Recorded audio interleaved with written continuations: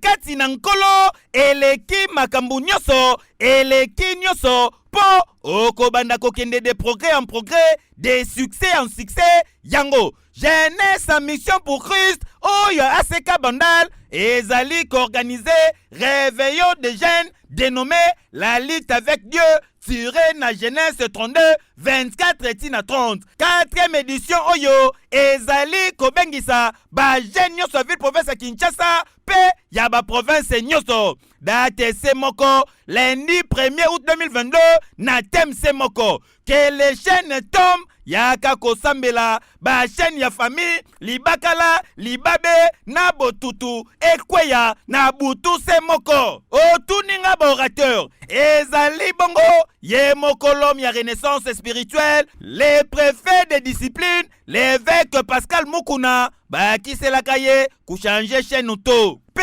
autre événement ezali bongo les fils intègres de l'évêque Pascal Mukuna évangéliste Eric Kabamba. Côté ya musique kuna kututika na yo po frère Billy Bilomba akobinisa biso na rythme ya musique ya nkolo.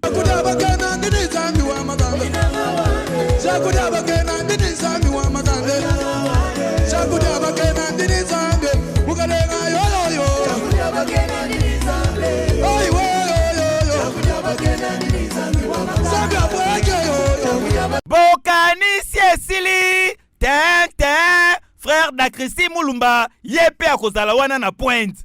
Ndeko elenge yo oyo uti kosala examen d'état yo oyo ozali nanu jeune célibataire jeune marié occasion yango yo le 1er août 2022 yaka kosambela de 22h à 5h na temple ACK Bandal oyo ezwami na avenue Mavungu numéro 2 commune ya Bandalungwa na sima ya maison communale ya Bandalungwa s'il vous plaît. En tout cas, tika na yebisa yo yaka ko expérimenter nzambe ya Pascal Mukuna po azo sala ezo monana tembezalaka te. Eke yo!